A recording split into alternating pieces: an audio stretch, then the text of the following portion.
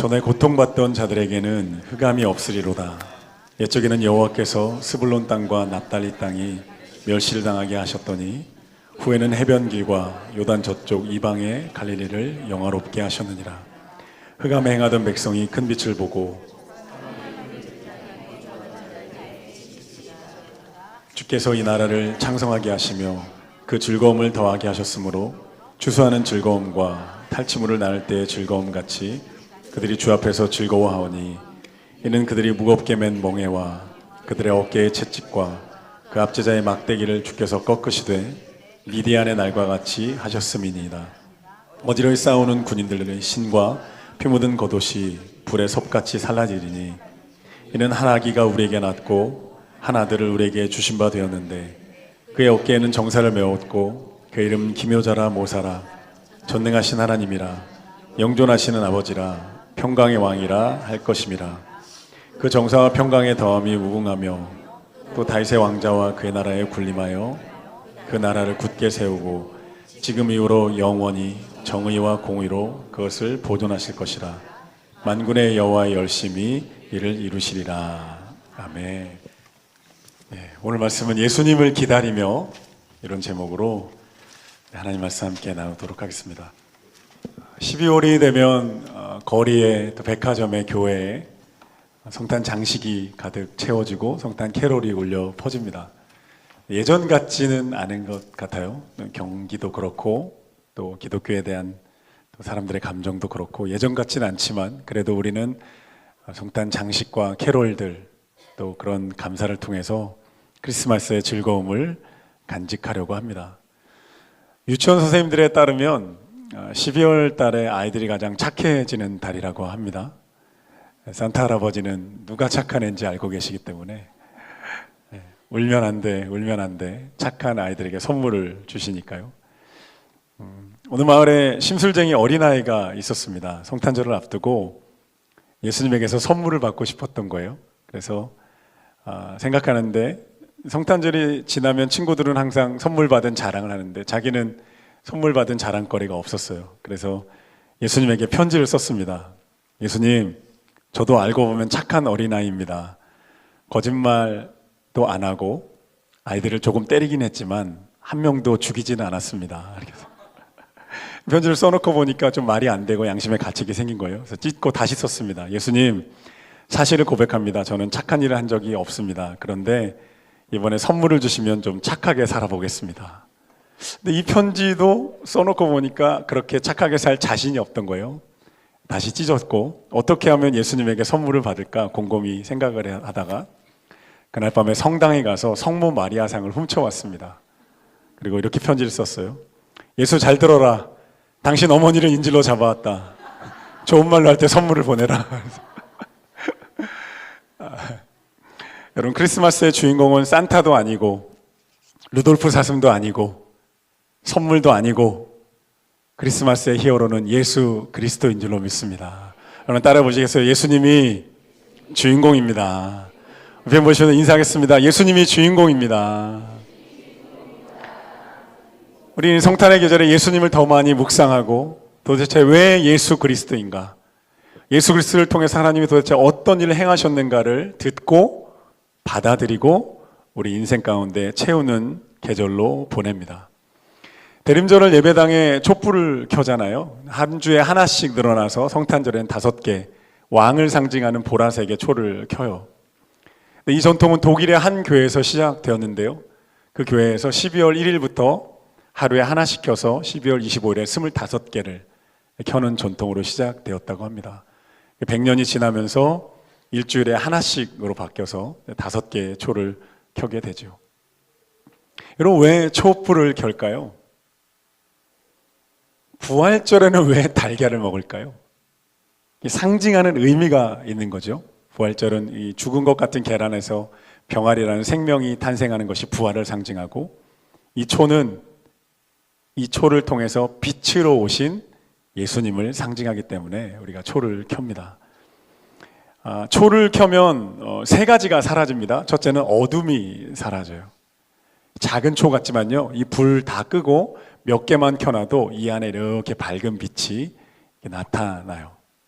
빛이 오면 어둠은 물러갑니다. 두 번째 사라지는 것은 추위가 사라집니다. 초는 작은 것 같지만 여러 개 켜놓으면 따뜻합니다. 이 따뜻한 초는 예수님의 사랑을 상징하죠.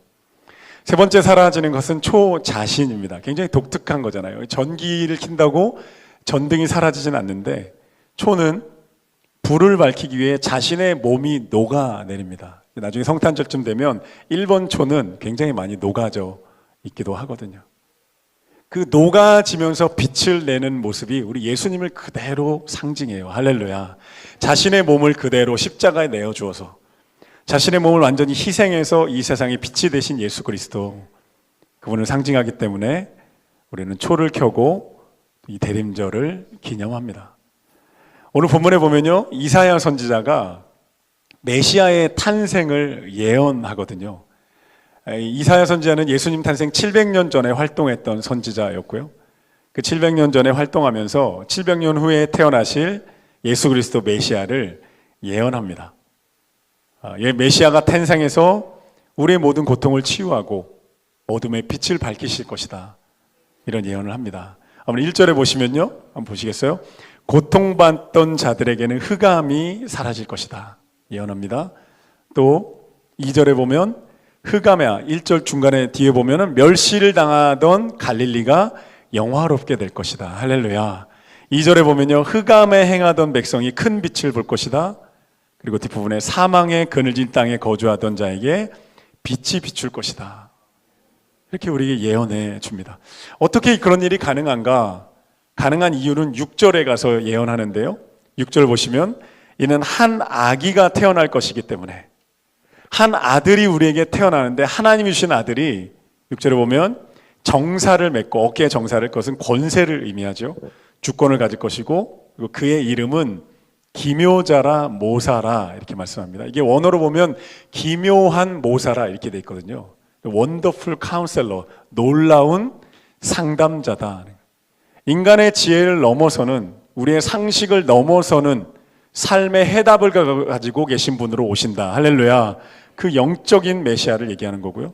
또 계속 보시면 6절에 전능하신 하나님, 그리고 영존하시는 아버지, 평강의 왕으로 오신다고 예언합니다. 평강, 구약성경의 평강은 샬롬이라고 하는데요, 전쟁이 없는 상태를 의미하고, 나아가서 개인과 공동체에게 부족함이 없는 완전한 상태, 완전한 충족을 의미하기도 합니다. 이사야 선지자가 예언할 당시에 오늘 본문에 보면요, 1절에 납달리 스불론 땅 갈릴리 땅은 아수르라는 거대한 제국의 압제를 받고 있었습니다. 인류 역사에 굉장히 강력한 아시리아인데요, 원래는 성경은 아수르라고 합니다. 아수르 제국의 굉장히, 우리나라가 일제 식민지 36전의 고통을 알잖아요. 지금도 영화로 이야기로 들을 때마다, 볼 때마다 이렇게 몸이 떨릴 정도로 고문당하고 빼앗기고 수탈 당했던 그런 시기를 이 당시에 아수르에 의해 보내고 있었습니다. 그 고통을 흑암이 덮었다라고 표현을 하는 거예요. 도울 자가 전혀 없는 답답한 상황, 숨 막힐 정도로 고통스러운 상황에 처해 있었다는 거예요. 예수님이 오시던 그 700년 후, 지금으로부터 2000년 전에도 그 똑같은 스불론 납달리 갈릴리 땅은 로마 제국의 압제 가운데 있었어요. 로마는 인류 역사상 가장 잔인한, 가장 잔혹한 제국이었는데, 그 나라의 통치를 받으면서 그 땅에도 어둠이, 2절에 보면 흑암에 행하고 있었고 사망의 그늘진 땅이었다고 이사야 선지자는 표현을 합니다. 이 어둠, 사망의 그늘진 어둠은 성경에서 질병과 슬픔과 고통과 환난을 상징하고 소망이 사라진 인생을 표현하기도 합니다. 이사야 선지자 당시의 갈릴리, 예수님이 오실 당시의 스불론 납달리 갈릴리 땅처럼 오늘 우리가 살아가는 세상도 죄로 인해 상처와 고통으로 가득 뒤덮여 있습니다. 하나님을 알지 못하는 어둠, 하나님을 알지 못하는 영적인 어둠 때문에 세상을 알지 못하고 인생을 알지 못하고, 그래서 결국 나 자신도 알지 못하는 영적인 어둠, 그 어둠 가운데 처해 있다고 성경은 우리에게 말씀합니다. 그래서 불안함 가운데 시달려야 하고, 인생의 의미와 목적을 알지 못하기 때문에 공허함, 무엇을 위해 살고 있는지에 대한 공허함을 문득문득 느끼며 많은 사람들이 살아가는 세상입니다. 여러분, 5초에 한 명씩 어린아이가 굶주림으로 죽어가는 세상이에요. 우리가 지금 예배드리는 이 시간에도 5초에 한 명씩 세상 어딘가에 어린아이가 굶주림으로 죽어가요. 1, 2차 세계대전으로 사망한 사람들 숫자가 6,600만 명입니다. 우리 대한민국이 5,500만 명 통째로 사라진 거죠. 2001년 뉴욕 9.11 테러 때 빌딩에 갇힌 사람들이 한순간에 3,000명이 사망했어요. 빌딩이 녹아내리고 무너지면서 3,000명이. 여러분, 사랑하는 가족이 그 안에 있었다고 생각해 보세요.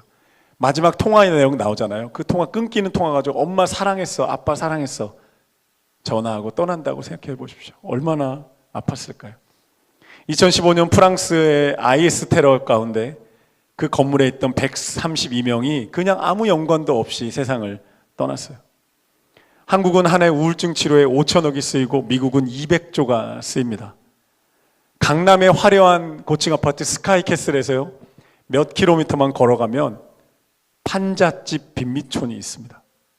그 두 개의 마을이 공존한다는 게 너무 놀랍지 않나요? 저는요, 18년 동안 아버지의 술주정과 폭력을 견뎌온 자매의 이야기를 알고 있습니다. 너무너무 술주정이 심해서, 폭력이 심해서 딸하고 엄마들이 아빠를 묶었는데 밤새 욕설하다가 잠드셨다는 거예요. 우리가 살아가면서 겪는 불행과 고통과 아픔들을 나열하자면 끝도 없는 거죠.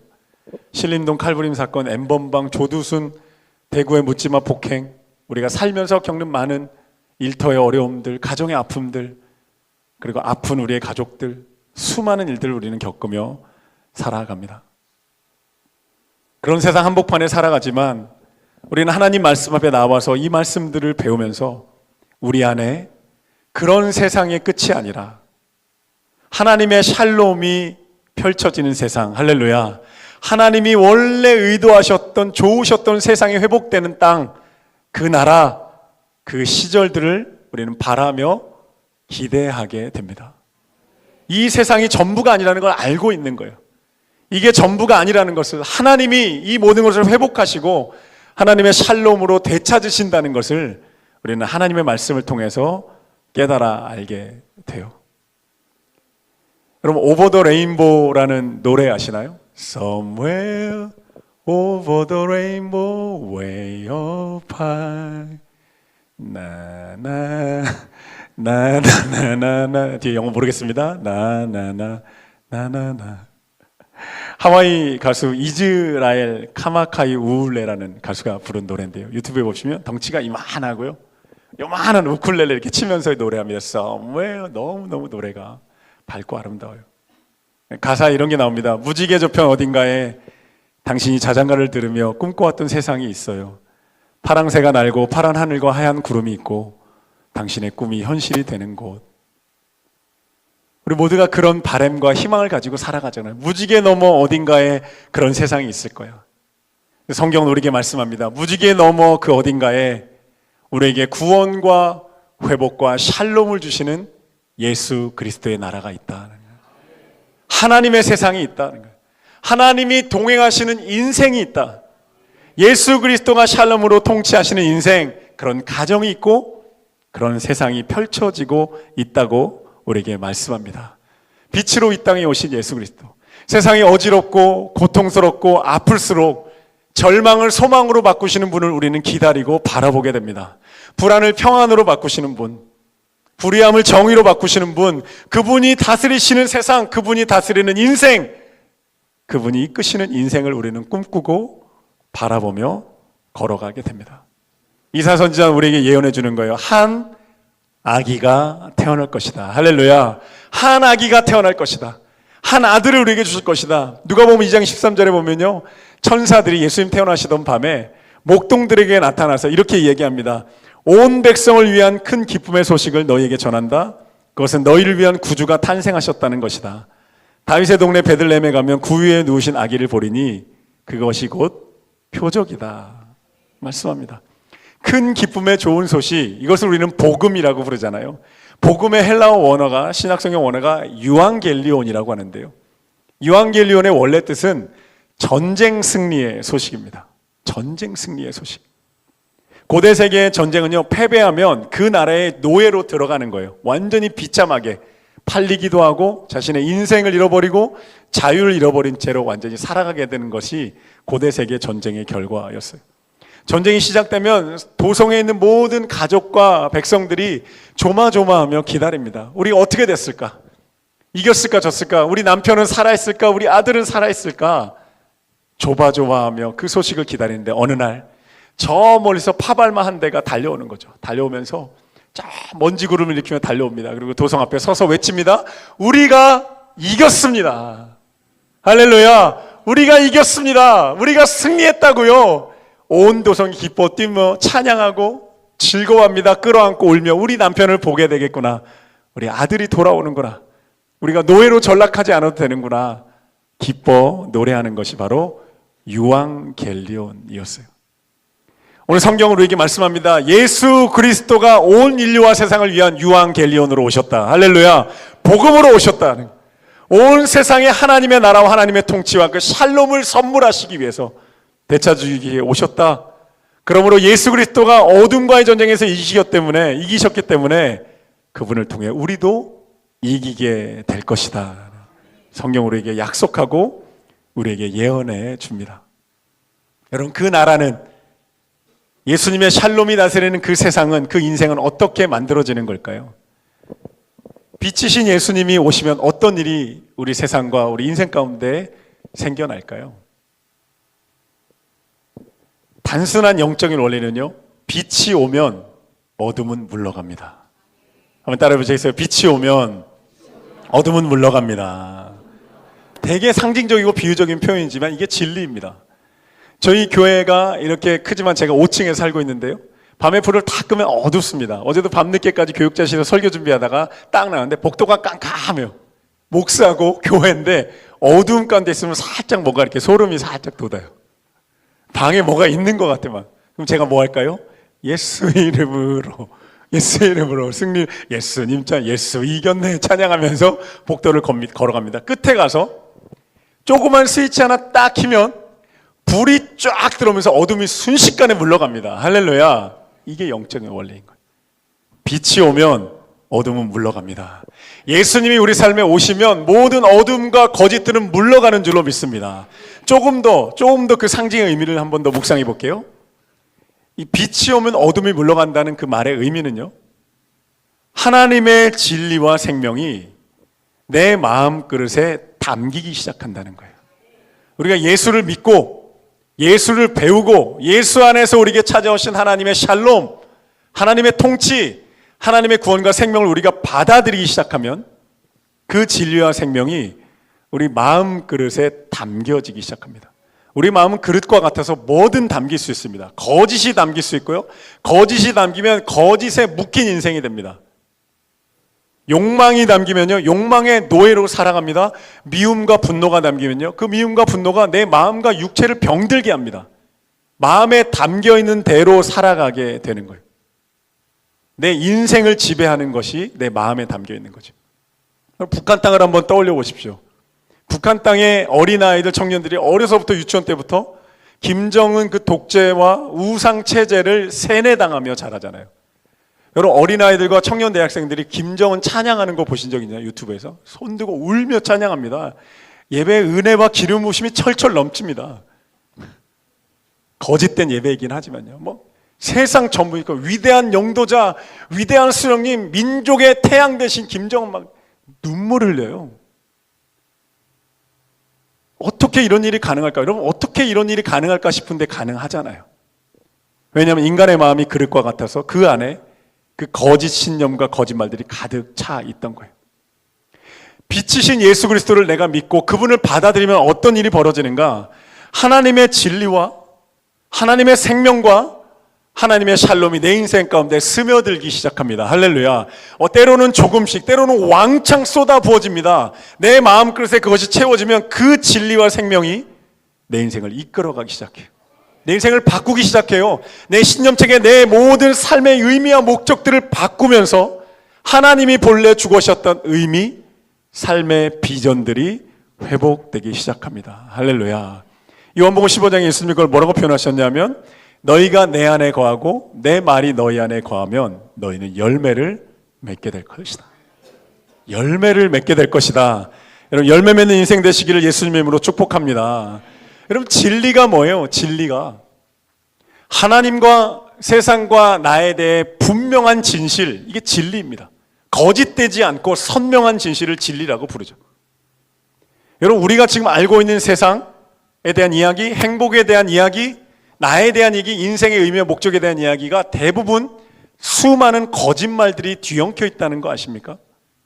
수많은 왜곡된 진리들을 때로는 우리는 그게 진실이라고 믿고 살아가요. 여러분, 그렇지 않습니다. 왜곡된 진리와 사실들은요, 누군가 나에게 속삭이고 주입해 놓은 것들이에요.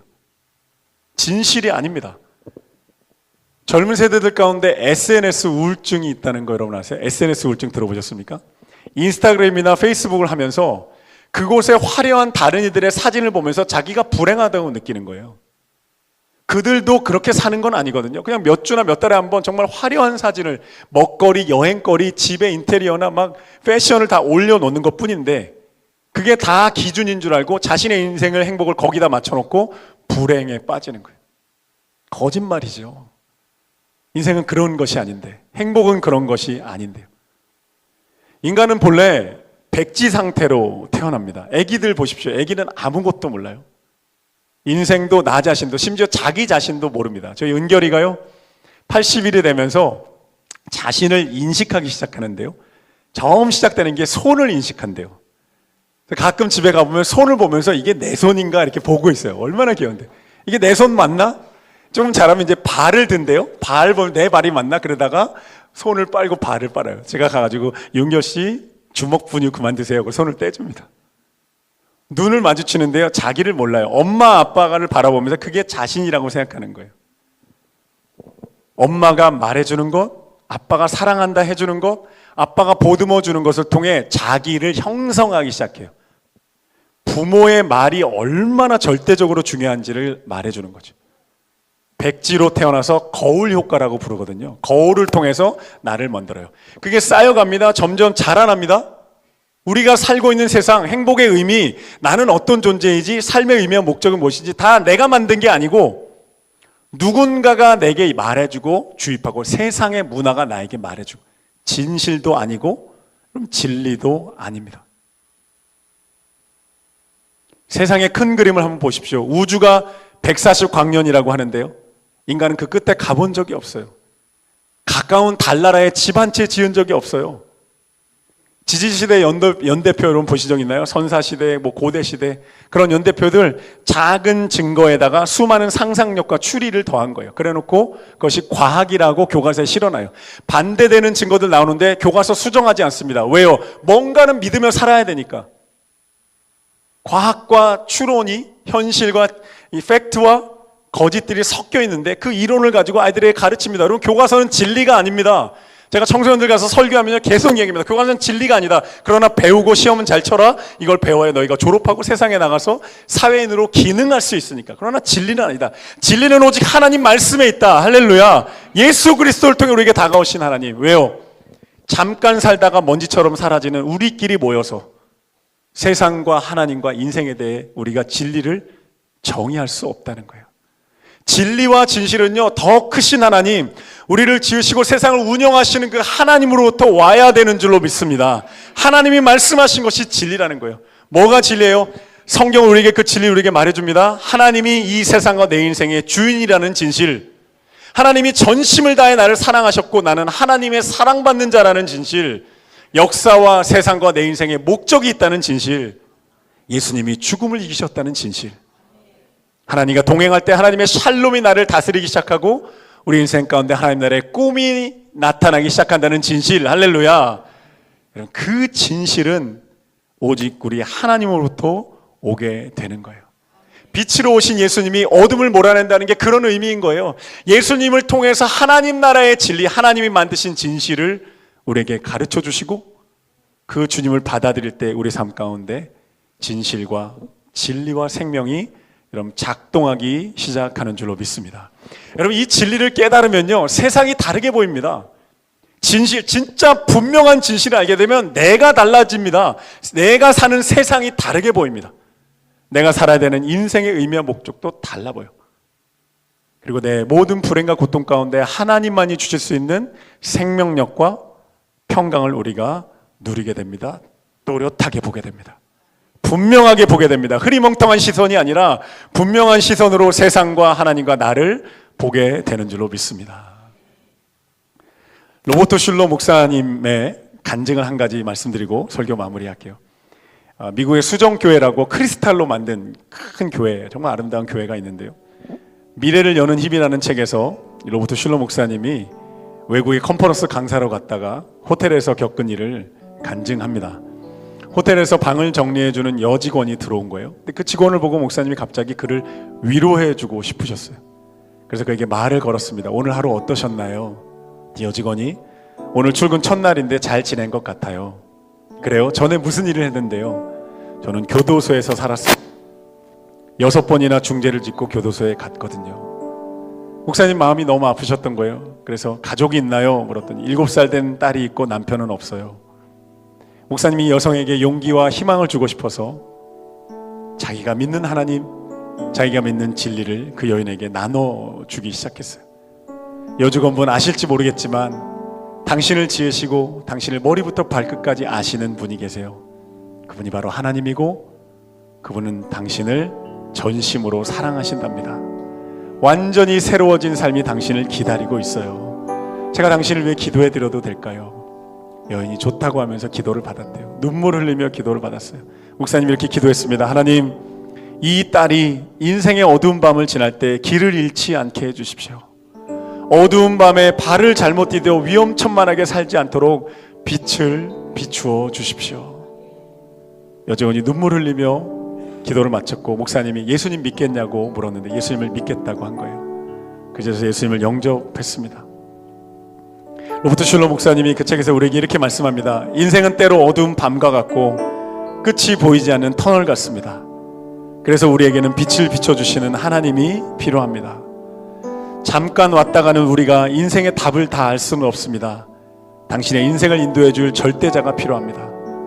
그분은 지혜를 주시는 분, 우리의 인격을 빚어주시는 분, 우리의 선한 목자이신 분, 어떤 상황에도 나를 사랑하겠다고 결정하시는 분이어야 합니다. 그분이 바로 예수 그리스도입니다. 여러분, 예수님은 어두운 세상의 빛으로 오셨습니다. 할렐루야. 고통당하는 이들에게, 어둠 가운데 사망의 그늘에 살고 있던 이들에게 하나님의 샬롬, 하나님의 생명을 선물해 주기 위해 오셨습니다. 사랑하는 성도 여러분, 이 대림절 기간 동안에 예수님을 더 맞이해 드릴 수 있기를 축복합니다. 예수님 안에 담긴 진리와 생명이 여러분의 것이 되기를 축복합니다. 기쁨으로 성찬절을 준비하고 온 마음으로 예수님을 맞이해 드리기를 예수님의 이름으로 축복합니다.